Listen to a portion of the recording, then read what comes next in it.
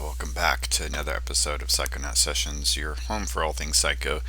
Today I'm going to continue my run through of the Borovia Saga in G.I. Joe, the Real American Hero from Marvel Comics, um, mid to late 70s, 87, I believe, yep.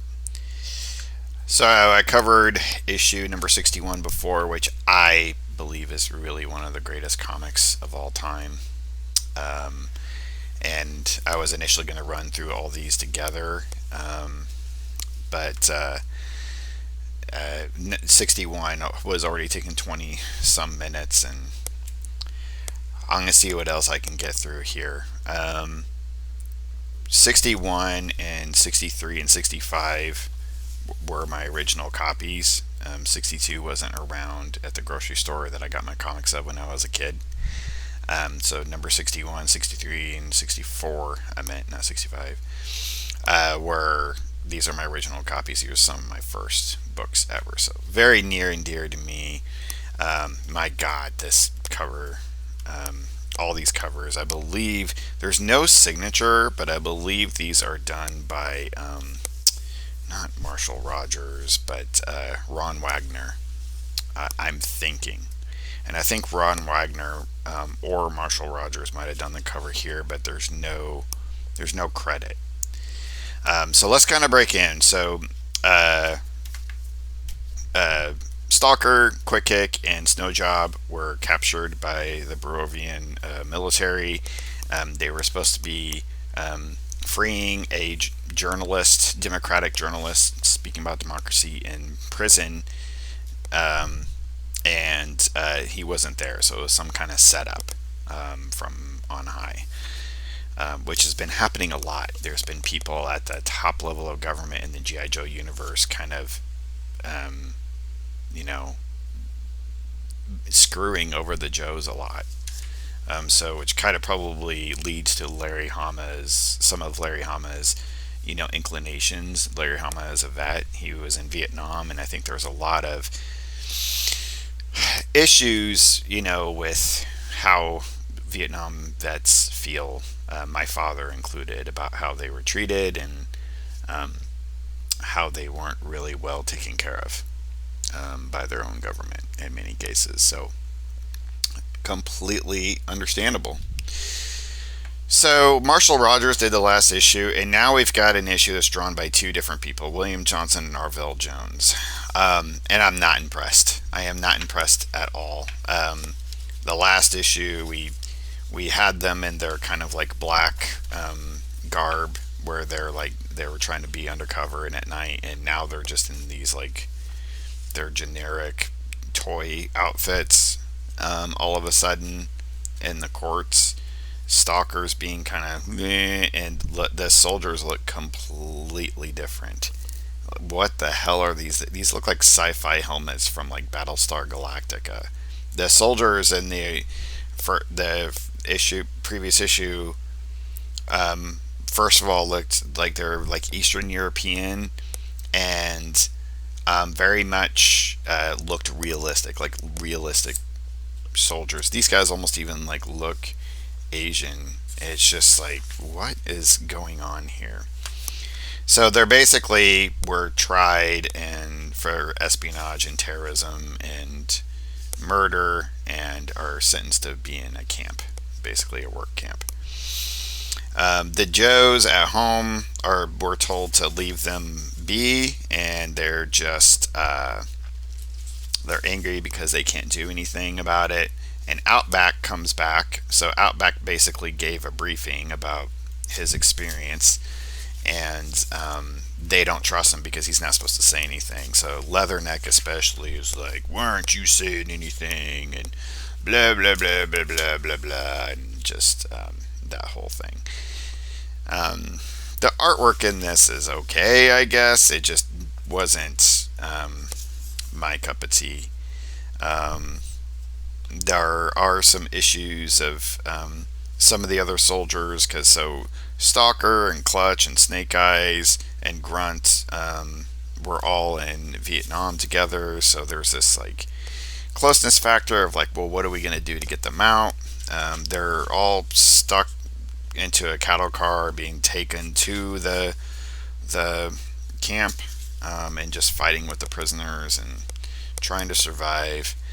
Billy's getting trained by Jinx, and the blind master comes into the fray. Some of these sequences are done okay. Jinx, we find out, is part of the clan that is tattooed, and here are all of the members of that particular ninja clan, including the blind master, Storm Shadow, Snake Eyes, Jinx as a little girl, a few of the other masters and whatnot. So people that were involved in the past there. Back to Fred. Fred buried Cobra Commander, the clone. He killed Cobra Commander last issue, and in this issue buried him, and is intending on taking over. We get Falcon for some reason walking around with his shirt off, but yet still wearing feathered fist cuffs out in public. I don't understand what that's about. Finds Billy and Jinx driving and decides to chase them. Here we get more stuff. They arrive in Borovia, and they're getting fed, or they're like at a stop, I guess. God, these helmets are horrible. Ugh, I really appreciated the realism of the last issue. Everybody's fighting over the food, and Stalker's trying to get all the everyone to get along, basically, and blah blah blah blah blah. Not a lot's happening here, really, and the art is not exciting. You do get a sense that there is something going on at the Joe Barracks, like underground, and nobody can talk about it, and people aren't cleared to talk about it. And then at the end of the issue, Stalker and them finally arrive at the camp, and so their goal is to try to survive. And we've got this Falconer dude who is watching Billy and Jinx, and they arrive in San Francisco somewhere at the Defense Language Center, whatever that means, because she's training him to be a Joe, and he doesn't realize it. So this issue is very inconsequential. I don't like it when you have multiple pencilers in a single issue. You can tell there's a difference, and it just wasn't up to par as the last issue was so well executed. But now enter issue number 63. This cover is kick-ass. Holy shit. Excellent, just pristine brushwork. Kick-ass picture of Snake Eyes and Scarlet walking through a minefield. The perspective, the composition of this image is just kick-ass. Love it so much. 100%. I must have tried to redraw this picture several times. That Uzi just feels real. So we've got Ron Wagner at the drawing chops and Andy Mushimsky on the inks. So this was pretty interesting. So we have Flint and Lady J and Scarlet and Snake Eyes basically in a Caribbean island, just chilling and beaching it up. But he's watching this little mini TV and sees that Stalker and them have been, taken prisoner. And this is not Snake Eyes' real face, apparently. It's actually just a leather mask, but it's like so well done of a leather mask. It almost like looks real and has these expressions. Flint's trying to be like, come on, let's just relax. And Snake Eyes is like, nope. He doesn't talk, but he's like, no way, I gotta do something.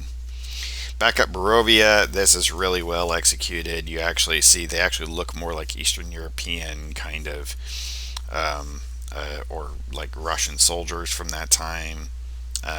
Really great just overall perspectives. It just feels real.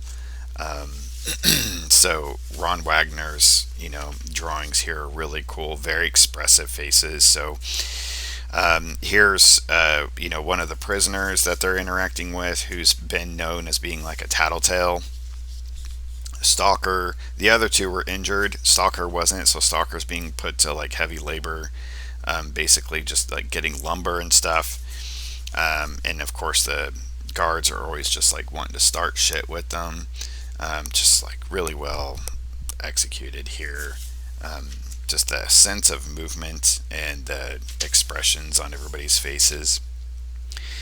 Back to San Francisco, Billy's taken into that facility. Now Falconer, for some reason, is wearing his Falcon thing, but he's watching. And Billy's taken to some kind of thing to learn another language, he thinks, but then, of course, his desk is activated and goes underground and meets up with Chuckles, General Hawk, and Law and Order. And looks like they're wanting to recruit Billy, Cobra Commander's son. So Fred looks like he's making his moves to try to be the next Cobra Commander. Another interesting thing is we've got the Joe Barracks in Utah, and they're all coming out to have some recreation time, apparently. But that is being watched through satellite imagery by Serpentor and Dr. Mindbender. I always had complaints about Serpentor's appearance in the comics. Like on the cover, it looks a little bit more like the toy, but the coloring is off, and it was always off in the comics. And it wasn't just like as detailed as I would have liked it. Just the green helmet instead of the gold was always just felt off to me. So anyway, we get them back in Granada, Flint and Snake Eyes and crew, and they're all walking, vacationing, and they get encountered by this blind man who needs help being led to the airport. And Snake Eyes kind of is voluntold, and Scarlet decides to go along with them to help this guy meet his daughter at the airport or whatever he's saying. Flint and Lady J are like, what? I don't understand. And then they see, oh my gosh, that used to be an old minefield. And then boom, huge explosion happens, and they're gone. They're dead supposedly. Bum dun dun. Really cool. Just the way that he has the figures and their movement. He really understands anatomy. He understands the flow of anatomy. It's one thing to understand and know your anatomy, but how bodies move. Really great foreground of Lady J running out into the field. Just love it. Completely love it. Really well composed.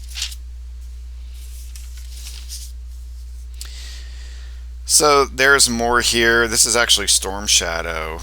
Billy getting recruited by the G.I. Joe teams. So a lot of this is talking about earlier stuff. It's kind of largely inconsequential to the overall Borovia storyline. This is one of those images that I studied a lot. The way the food plopped out on the plate, the way this guy is just protruding with his belly and his lower lip. Just the way the figure work is done, the way motion and movement is shown. Ron Wagner really has got it down. This guy and his expressions always stood out to me as a kid. It really, like, watching, or just not watching, studying this really kind of like taught me about figure movements and facial expressions. So anyway, this guy is like telling on them because they're supposedly plotting about trying to get out. And Snowjob is going and getting tortured, and he's like, don't blame me, we all gotta do what we gotta do to survive. Just really great pacing too. I wonder how much of the actual Marvel method was done with Larry Hama and his artists, especially considering that G.I. Joe number 61 was almost like the Marshall Rogers version, and the Todd McFarlane version was almost a panel for panel rendition. So I wonder how much Larry Hama actually took part in the layouts. In fact, a lot of them, and especially G.I. Joe 21, He outright did a lot of the drawing and the direct layout. So I wonder if he just pretty much had it all paced out and then he just delivered it to the writer or the artist who just. So anyway, Lady Jane Flint have soldiers in the minefield looking for the bodies, but they are completely disappeared. And Storm Shadow's like, wait a minute, they're completely gone. A blind man, you say, and Snake Eyes and Scarlet, there's like no trace. And they're like, yeah, well, what's going on? So something's happening there. And then Fred is making his way to the docks with a truck and something hidden underneath the truck, and we're going to find out next issue. This is great. This dude like spitting and just like love it. So that's what's like flows into the next issue, which is issue number 64. Love this cover too. Love the prominence of it. You always you always are going to understand what's the prominent theme is for each issue of G.I. Joe. And then boom, look at that splash page. So we're immediately into Fred got a boat. He's got his thing that he's going out to the waters and he's on his way to Cobra Island. We got Ron Wagner again. This is Ron Wagner at his best. This is 100% G.I. Joe. So we got these Cobra choppers trying to take out this boat. This poor guy's freaking out, and Fred, instead of helping him, decides to put on his Cobra Commander gear, and he gets into this pod that he designed, which became a toy, which was a toy at the time, and launches from the boat, and the boat gets destroyed by a missile. And this thing is apparently able to just like float and navigate around all over the place and take out these choppers. This is a really great scene. So this is like why you get G.I. Joe comics, because you get these really realistic depictions of war, and some of these artists were very adept at drawing war style comics, and they understood machinery and making these things look less like toys and more like real actual machines. So he's trying to not invade Cobra Island, but just get to Cobra Island. It takes out all of these vehicles and guns and lands. They have no idea who this guy is. That's a great image of just like it's landed and now that smoke coming up and resting, and they're like, who the hell? And he comes out and he's like, hey, I'm Cobra Commander. And they're all stunned. So we're back to Utah in the Joe barracks. We've got some new recruits coming in, Falcon, Chuckles, and some others. Again, they're new, so they're not cleared to know what's going on underneath. It's a big mystery, but if you've been reading the comic forever, you know they're just building another pit, because the G.I. Joes always had their base underground in what's called the pit. And then there's like huge rumbling going on. There's a great freaking use of imagery here to kind of like show like the everything shaking without creating like lines that stuff is shaking. Just a few of the hanging lamps just torquing back and forth. Just an awesome image. And they don't know what it is, and the rumbling just kind of stops, and they inquire and they're like, you're not cleared to know. And after all that rumbling, these weird astronaut looking dudes come and make their appearance known. Back to Cobra Island. Of course, Serpentor is challenging Cobra Commander's return. How do we know you're the real Cobra Commander? Everybody's like, fight it out, fight it out, fight it out. And of course, Zartan, in typical Zartan style, is goading them on. In the meantime, the Baroness and Dr. Mindbender return to Cobra Island just in time, because supposedly the Baroness is one of the only few people that knows what Cobra Commander looks like. So let her decide. Back to the G.I. Joe barracks. Chuckles and Psychout want to kind of investigate what the heck that rumbling was. They go outside when they're not supposed to, and they see these giant tracks, these huge tracks. This, again, great use of lighting and shadow, and the way all of this is composed. It's just like perfect storytelling. I studied it immensely as a kid. And of course, the tracks just like disappear. What could it be? So then we are in France, and we have Snake Eyes, Scarlet, and the Blind Master undercover, and they're on their way to get Stalker and team. Right? So they're going to rescue their friends. Screw GI Joe, the rest of GI Joe and Official Protocol. So they're just getting chased by just like random thugs, actually, who just decided to just take them out because they just seemed rich, and these guys were French gangsters, I guess. Anyway, Blind Master, while being blind, is able to take them out. So that's just kind of a fun little action scene. Really cool. And man, that, gosh, Ron Wagner can really do explosions well. So explosion in the background, somebody in the foreground just kind of flying off of the ground. Excellent composition.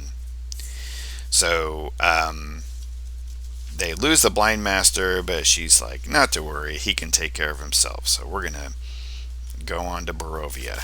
So they're going to Borovia, and this was a great scene. Back to Cobra Island. They go inside the chopper. They shut the door so nobody knows who Cobra Commander, to keep the mystique, I guess. I don't know why. He just whatever. So Baroness is there, and he's just like, well, I guess the game is up. And he takes it off, and she's like, just sits there like, who are you? And he's like, I'm Fred the Seventh, the Crimson Guardsman. And so he says that he's filling in for Cobra Commander because Cobra Commander wanted to go, like, left to go be with Billy. He doesn't reveal the fact that he actually killed Cobra Commander. And she's like, all right, well. And he was like, I was doing this to fill the void of leadership. And he's like, well, I guess this is the end for me, huh? And she's like, don't be ridiculous. Pull yourself together. We have an organization to run. So she's like, I got leverage on this guy, which means I basically will run Cobra. So she's like, I just became your silent partner. And then she opens the door and like, it's the true Cobra Commander. And Serpentor's like, ah. He's like, what's the matter, Serpy? Never been flim-flammed before. So we've got another power struggle in the works. Back to Utah, Chuckles and Psych Out come back inside the barracks, and it's just full all of a sudden of all these Joes. They're all covered in dirt, and they're all partying, and they're like, what the heck is going on? I remember as a kid, this felt like really surreal. Like, where did they all come from? Like, I was actually even a little confused. Like, so anyway, moving on, a little bit of a diversion from the Borovia storyline, because now we basically got Joes in space. So Ron Wagner's back, different inker, Randy Emberlin, does a pretty okay job. I still prefer the previous inker. But so basically there's this just like space thing going on of satellites and stealing information, blah blah blah blah blah blah blah. Baroness and Fred are running Cobra, but this issue with the satellites is going on, and he basically gets coerced to go up there to take care of the satellite issue somehow. And I guess they're stealing data or something. So the Joes have their own kind of plan in the works as well to kind of counter that. So the poor Fred and the Baroness, because he kind of got duped in it by Dr. Mindbender and Serpentor, to fly up into freaking space to take care of this satellite issue. And at the same time, the Joes can see that Cobra is on their way. That's a massive ship. Wow, that's crazy. To take data off of the this satellite. So basically, what was happening is one of the longest running parts of this of a story that's been going on as a subplot for numerous issues is the Cobra Terradromes. And the Terradromes have like a special technology about them that apparently is going to form some kind of weapon or something the Joes don't know, but they've been trying to get plans for the Terradrome in multiple issues before this. And some of those plans are inside of the satellites. And I guess the only way the Joes are trying to get them themselves or tap into it, or not the Joes, but just someone's tapping into it in the USA and they didn't realize it and it messed up the Cobra satellites. I don't know, but it causes Cobra to go up there to rescue their own plans and then G.I. Joe to counter them in their own. So this is the big rumbling that Chuckles and Psychout found. It's like an underground complex that is holding a freaking space shuttle. This was a toy as well. So the Joes shoot out into space to counter Cobra. So they're stealing this satellite because it basically, they got the Cobra plans on that satellite. So there's basically a space confrontation. It's okay. It's fine. I usually like space stuff, but I'm more interested right now in the Borovia stuff. I will say, so what happens is, like, Fred is like nervous, he doesn't know what to do, Baroness is having to take charge, and then she gets knocked out, and then he's freaking out, and everybody's like, what do we do, Cobra Commander? And he's kind of flipping out. This essentially is Fred's opportunity to finally take charge and start acting like a Cobra Commander. So this is all done well. I mean, again, it's Ron Wagner pencils. The inks are very competent. And it's laid out as well. Pretty neat. And then at the end here, we get this really weird, interesting scenario of freaking Blind Master on top of a ball, juggling chainsaws with snake eyes, throwing darts at Scarlet, who's on a spinning wheel. Like, what the fuck? So they're somewhere in Europe, and they decided to join a circus act. And you're like, what is going on? And apparently because the circus act has a run into, they go through Borovia. So that's how they are going undercover to rescue Stalker and crew. And then we're at our final book. Look at this, Meatloaf. Yeah, all right. Kick-ass cover. I mean, anytime you can get a cover with Storm Shadow and Snake Eyes on it, I mean, that thing just leapt off the racks, I'm sure. Like that's when you know you're getting a cool issue. So I was really looking forward to this. Ron Wagner again, Randy Emberlin with the inks. A little bit more competent with the inks, I think, in this one too. Or at least maybe it's just the way everything's laid out, I think. We got Billy and Storm Shadow. Actually really, so not only training, but we're really getting really cool teachings about like the chi and martial arts and everything in this as well. The kuji no in, the finger knitting symbols that represent the aspects of the intuitive mind. So it's really cool stuff because they actually go through all of the formations and what all of it means. This is the kind of stuff in G.I. Joe that totally kicked ass. 100% just what I was in it for. So Billy's relearning all of this right now, and then Jinx comes in and they've found out not only where the Stalker and team is being held, but they also found Scarlet and Snake Eyes as a part of this like circus troupe. So the circus troupe got into Borovia. Basically they're putting on a show for only like 2 or 3 people, very few people. It's just like, a few of the soldiers, like high ranking soldiers. Basically what we find out is that the guy who runs the circus, his wife was taken by the Borovian military, and that's why he wants to go, because he wants to find out what happened to his wife. So it's kind of a sad story, but that's why he's here. And then of course Storm Shadow, Billy, and Jinx meet up with them.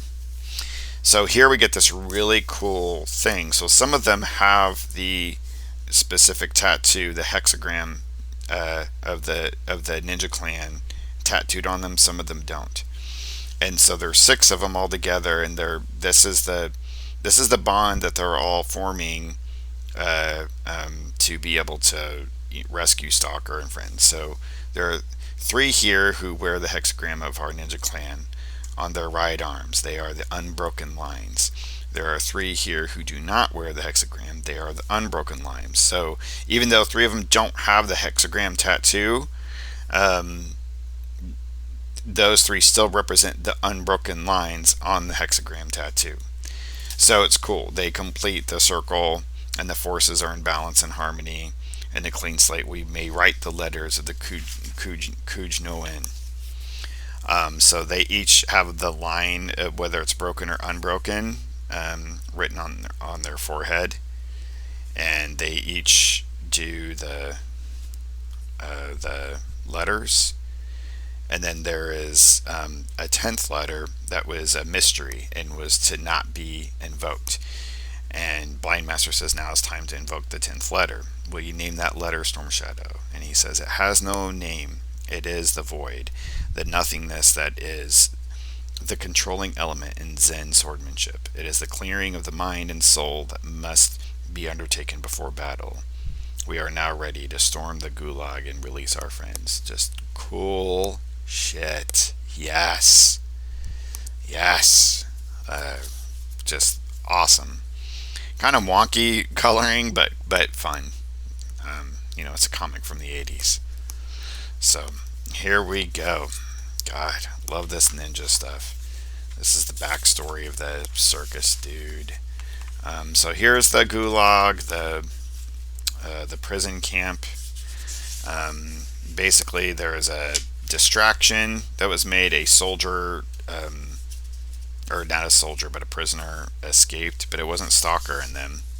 It was just some random guys. So that caused a distraction, and they used that distraction to just basically walk in through the gates. So that was fun. And they take out all the guards, quietly, as ninjas do. A gun does go off, but this lady is like shooting dudes. She's one of the guards, and she's like shooting guys that she thinks helped cause the prison break. So blah blah blah, that's happening. This dude finally gets his due and gets tortured and killed for being a rat. And she enjoys the sound of the torture, which is just horrific. But Storm Shadow, Snake Eyes, and crew show up. They take out the lights in order to take out the guards, which is always fun. But we don't get to see a whole lot of the action, unfortunately. They find Stalker and crew, and they're on their way out, trying to get out of here. And so the guards rally together, the rest of the military, and they close off all the borders. So this was an ultimate, a disappointing end to a saga that I loved, and I was really looking. We've got these ninjas. I want to see this huge ninja battle, something, right? And so the border is all closed off, and they're at this high point, and the dude from the circus rolls up with his cannon on the top of the cliff next to them. So what do you think happens? So what happens is that they get shot through the cannon. Yep, they get shot through the cannon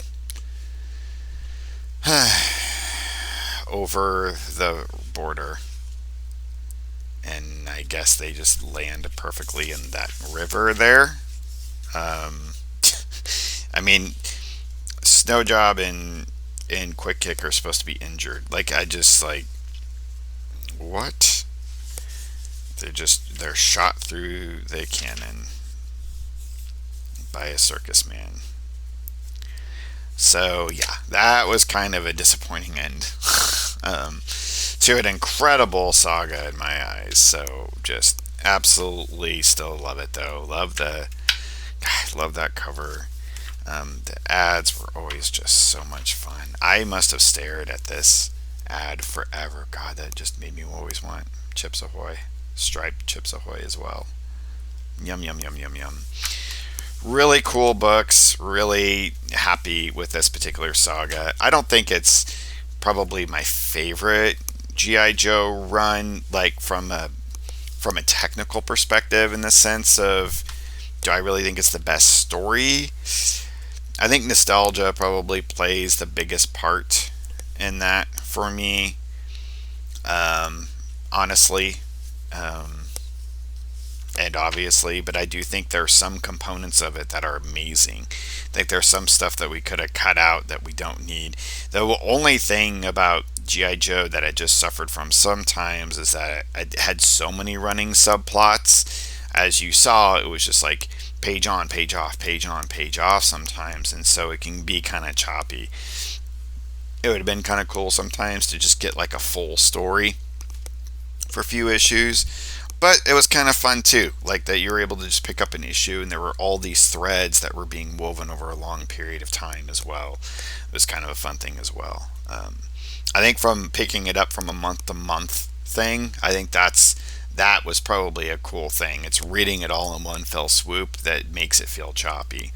But if you're picking it up on a monthly basis, it's like, okay, yeah, you've got these like all these different subplots going on. It keeps your interest. But yep, this was my first major storyline. I only had three of the originals, and I had gotten the others later. But yeah, really cool stuff. I still GI Joe 61 is still my ultimate favorite.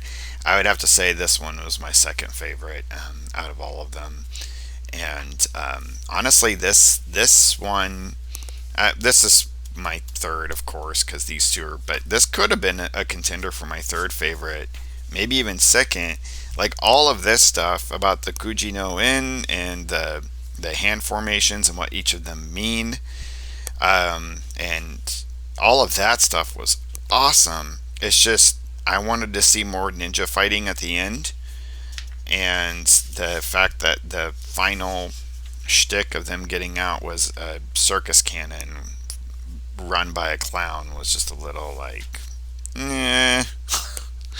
I want more of this, not circus cannons. So, all right. Thank you very much, everybody, for going on this journey with me. Hope you enjoyed it. Like, subscribe, hit the bell for notifications. Buy my books. Make me happy. Support me. I'd appreciate it. And I just appreciate everybody's support all around. Stay safe out there and keep it psycho.